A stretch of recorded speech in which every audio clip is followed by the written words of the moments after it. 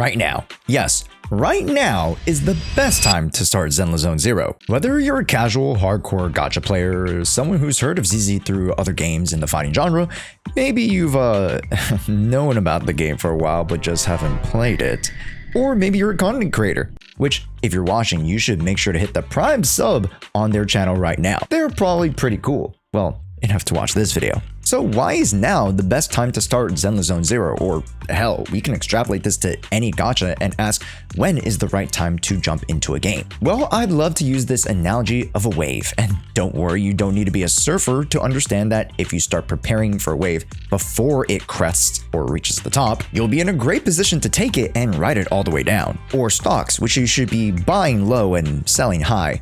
Well, contrary to 90% of the market who does the exact opposite. But I digress. Zenless Zone 0 right now is not in a very high spot. Many consistent content creators of the game might even say that this is quite the low point for the game. As of the end of version 2.3, we have yet to receive any crazy meaningful changes to the gameplay loop aside from Deadly Assault version 1.5 with Threshold Simulator, which unfortunately refreshes every 2 months. Then there's the new characters in Lucia and Yidhari, who are very strong, but two who are very advertised, and that's reflected in the monetary numbers being some of the lowest the game's ever seen. So what gives? Why should I start the game where it seems like there's just no content? Well, whether you are completely new to the game or even just returning every so often for the more hyped patches, I've got this one single complaint every single time from many players during the high patches of a gacha game. To give context, I've been actively covering gachas since Genshin. Yes, I know I'm monk status. But with this knowledge of games like Genshin, Honkai Star Rail, Wuwa, and now ZZZ, the one complaint that I always get from more casual, beginning, or returning players is that they wish they had started earlier to prepare for all the new content in the patch. Whether that be preparing their units to tackle new content, or more importantly, gathering resources for the newer characters and content, the game can only supplement players up to the point where they just give you the character at level 100 outright with the max equips and basically hand you the entire game, which we know what titles I'm talking about. So when it comes to ZZZ, Josh, you must be assuming that we are headed into a big patch, yes? What scoops, pray tell, do you have for us? Well, since I'm a Hoyo creator and thanks to the support of the amazing community over here on YouTube, Twitch, and even Twitter for supporting my infographics, I make a lot of infographics and guides for every single character in ZZ. I'm not at liberty just yet to talk about certain info that the creator community just got their hands on. Yet, I am at liberty of sharing some speculations, conclusions on general trends that I've seen with the developers of this game to give you a general picture of 3 major changes that could be coming to the game that will get you off your seat to start downloading or maybe playing again more actively. Firstly, to give context, I'm not referring to version 2.4. Yes, I'm making this video almost 7 weeks in advance so that I can hopefully warn or suggest, however you see this video, on the new or revamped content at the turn of the new year. So let's start with big swing numero uno, and that's potential character buffs.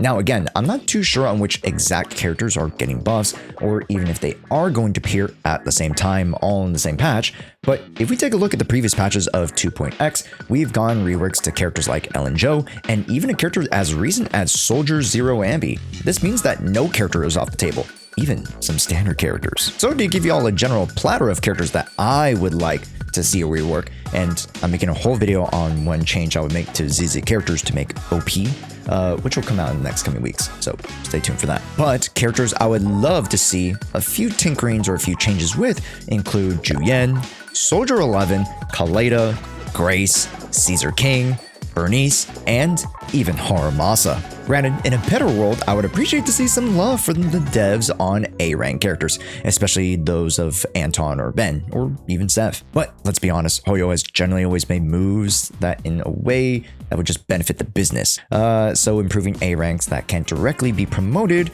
would be somewhat of a waste of time for them. But they could just release more viable A-rankers like Monato, who actually give me hope for the balance of budget options in the game. But back to our main sub point, here with reworks, the game is due for our next character character rework. And even if it's one or a handful of characters listed above, this would help signal to the community that we are continuing to get the care for the game, even amongst the seemingly heartless difficulty increases, HP inflation of endgame content, and more restrictive catering towards their current banners to help them sell. Next, with the changes to the old, let's go back even further with a concept that many around the community seem to think is coming back, and that's being co-op. And I'm not talking about co-op with Snake Game at the arcade. I'm talking real co-op that has players jumping into stages and fighting bosses or raids together. Now, to the degree at which this could be viable, I think Hoyo has generally taken these big swings slow.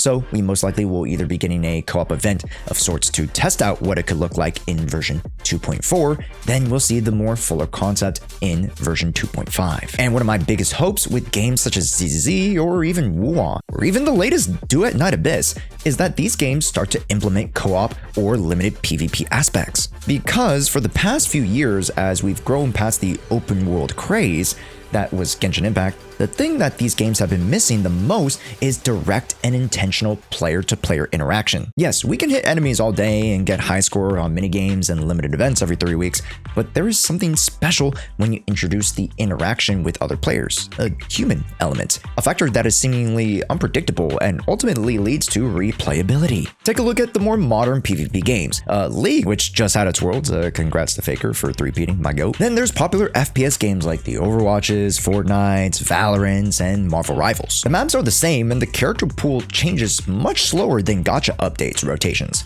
But what they have are battle arenas where you can drop 100 players into random places or more calculated stages with multiple rounds of 5 players versus 5 players. This ultimately allows the game to be repeatable, yet not have the same exact experience, because you're doing it with different people every time. This would allow for, say, Zenless to flex their amazing combat system to be paired with an experience that is new and fresh because you're bringing in another paired player into the stage, giving you 2 dimensions of interaction. And yes, if co-op is implemented, I'm sure there will be a system where you can manually queue with those who you want versus just randoms. And this will actually make the friend system actually hold some value, because let's be real, I never use the friends list at all. It's practically useless. At least in games like HSR, you can borrow units.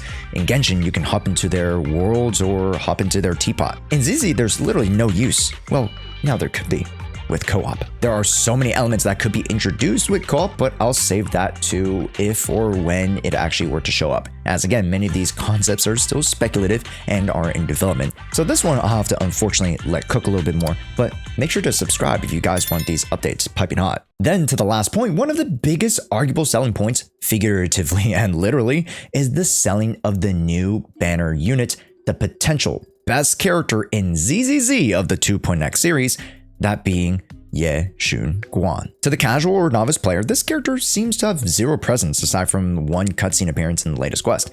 Well, how wrong you are, my Padawan. From the beginning of the teasers of 2.0, yes, even before we started the actual version going back to 1.7, we've already received inklings of who this character is and how important she is to the overall plot of the Waifei Peninsula. If you thought the introduction to the Yunkai Summit was a bad storyline, sure, I'll give you that. Or if you think the Spook Shack storylines are somewhat an aside, lore-wise, not really, but for the lore skippers, I can agree with you. Yan Guan has been teased in almost every major teaser or trailer so far in this year's patches, and there's always been one paired motif that they've utilized with her that signifies how important she is. And that is these white lights.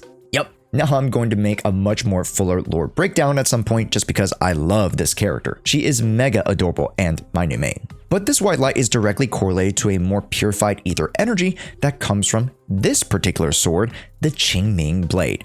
Now, if you're not ready for spoilers, skip to this timestamp here, but this sword was once wielded by Yi Jiang. Yes, Yishen's sister, who, through the much better explained trailer, had lost her mind and ultimately her life using that sword to protect the peninsula. So with the main storyline set up for Yan Guan to ultimately find her way to control the Qingming sword with Yishen's guidance, which would help to also bring closure to her storyline of the passing of Yi Jiang's desires and hopes to protect the land, and also bring a story of the birth of a new Void Hunter, which we had never gone with Miyabi, who was already established as the Void Hunter.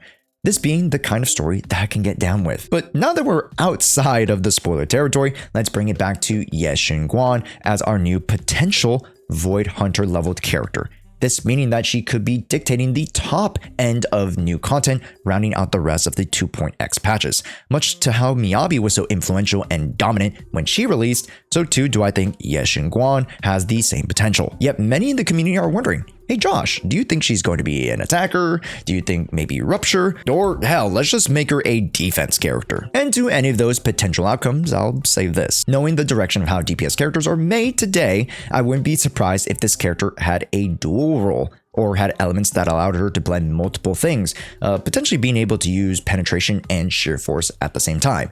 And I've always speculated when ZZ was going to implement their own version of Super Break, like in HSR, but again, all these multiple kit mechanics are speculative, and not even the leakers have had much on this at all. But as far as potency, strength, coverage, and overall value, you should be picking up Yan Guan. Much like how picking up Archons in Genshin for the past 4 years generally hasn't steered people wrong, or picking up Emanators like Akron have generally solid shelf lives. And now that we've gone through my top 3 reasons why the new upcoming patch right outside of 2.4 could be coming in with some heat, let's get back to the original point of this video.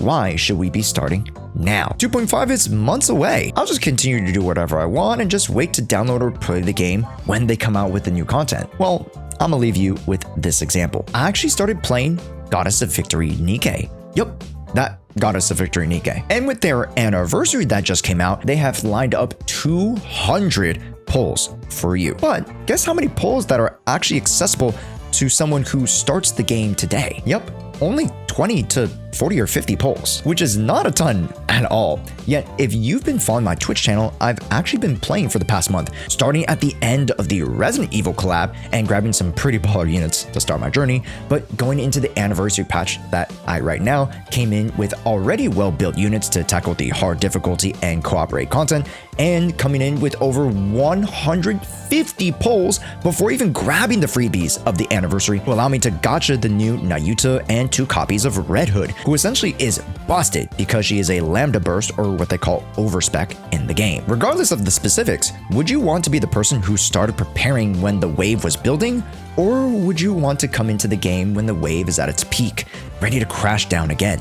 Allowing yourself ample time to ramp up to the game, get used to its mechanics, its dailies and weekly workflow, as well as get a more invested appreciation for the game, all will help to add to the experience once our new Chinese New Year patch comes out with version 2.5. And that, folks, will wrap up my video on why you should be starting to think about jumping into Zenless Zone 0, or if you are a returner, starting to prepare those resources for the new upcoming content very, very soon along the horizon. If you are newer to the game, feel free to subscribe to the channel, as I'll be covering a bunch more ZZ updates for you guys, and I'll also be doing a bunch of account reviews and VOD reviews of your runs to help you get better at the game. And why not check out our lives over on YouTube and Twitch? I'll be covering a lot of burning questions that you guys might have. As well, I just started playing Dispatch, which is a new story-based game, which I'm excited to jump into more episodes. And with that, my name is Josh. Thanks so much for watching, and we'll see you proxies in the next one.